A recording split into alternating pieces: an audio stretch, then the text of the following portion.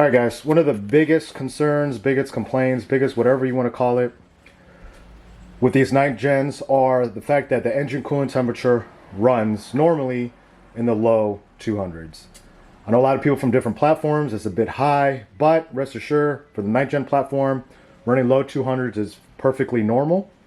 However, if you feel like you're still uncomfortable with it and you want to lower the coolant temperature, I'm going to share with you guys with my experiences on how I brought the coolant temperature down at a reasonable price. I didn't go ahead and, went complete electric water pump with huge radiator and all these other stuff. No, I did upgrade the radiator, of course, but other than that, everything else you could do it for a cheap and a little bit of knowledge.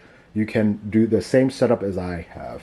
So, typically, I think, don't quote me on this, the OEM fans cut on, I think, in the 190 range, close to 200. No. Actually, the fans cut on the low 200s, and I think the thermostat opens up in the 190 range. So, as you guys know already from the factory, it's running hot. If you're a booster like me, you want to keep things cool in the engine bay, which, was a big priority for me. So what I did was, first of all, it seems like everyone does, upgrade to the coil radiator.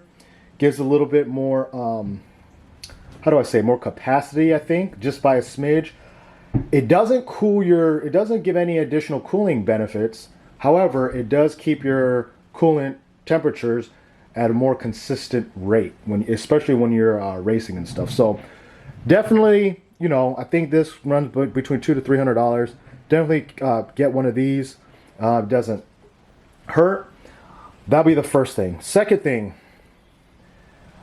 what I've done, I've ran the RSX Type S thermostat, which I think opens up 15, maybe 20 degrees earlier before the 9th gen. So it does open up a smidge earlier. Some people go to the Mishimoto. That's a totally different topic. I decided not to run it just because I have my own personal reasons. But if you go with the RSX Type S thermostat, it opens up a little bit cooler, so it could, especially in the hot summer days, you want your thermostat to be fully open a little bit sooner to get the coolant flowing throughout the motor. That's all good, well said, whatever. Oh, before I move on, personal reasons, I just didn't feel like doing all that. And I have a buddy of mine that is got a K20 head swap, just like me, running high compression, so his motor does run hot. He went ahead and put the Mishimoto. His coolant temperature, before I did all my mods, was basically the same as if I put the RSX Type S. Only thing the Mishimoto does, it opens at like 160 or whatever, 150, which isn't necessary. It's not a full-time race car, it's a street car. So get whichever, but I recommend getting the RSX Type S. Now, you got those two out the way. Boom. This is where this has changed everything.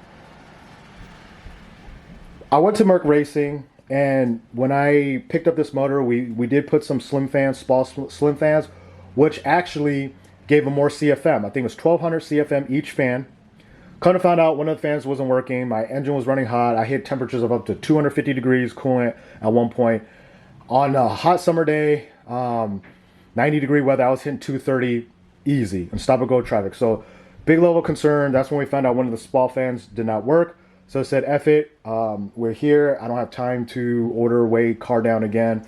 So went ahead and went back with the OEM fans. I think the OEM fans run in the 800 to 900 CFM. So a couple hundred CFM lower than the small fans, but should be efficient enough. And these fans are a lot thicker. And so we're like, all right, cool. The blades, they're a lot thicker. So I was like, all right, cool. However, this is what changed it all. I mentioned in my other video.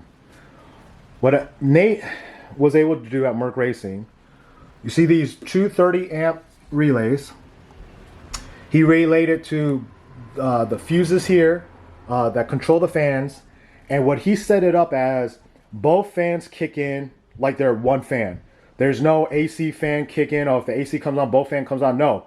Once the fans come on, they both kick on. If I turn on the AC, they both kick on, no matter what. So, What I've noticed with this, I let this car sit at idle, hot 100-degree summer day, AC on, just sitting there. It will not get past 195.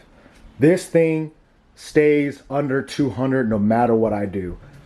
I do pools, I do anything, this thing stays under 200. It stays at 195. It crept up to like 196 at one time, 197, but 195 is what it stays at. Before, I let this thing idle, hot day, AC on, this thing will creep up, stop and go traffic, whatever, creep up to 210, 220, 230. And at stop and go, I would have to turn off the engine. Highly inconvenient. So I was like, F it, let's do this. So how we have it, like I said, we wired the OEM fans on the coil radiator, wired them together. So once one of them comes on, once the main fan comes on, both of them kick on. And with that, guys, I'm getting 195. This is great if you're in warmer temperatures. I'm telling you, this has been a life changer. It, for me, gave me a bigger peace of mind that I don't have to keep on connecting to my Honda app, checking my coolant temperatures, stop and go traffic, turning it off, turning it back on, move 10 feet, turning it off. It was just a high inconvenience. But doing this mod, definitely worth it. I think the fuse kit was like 30 to 50 bucks from Jags or Summit Racing, whichever I got it from. And it tells you how to wire it. Just not jerry rig it, but tie it together. Let's see if I could.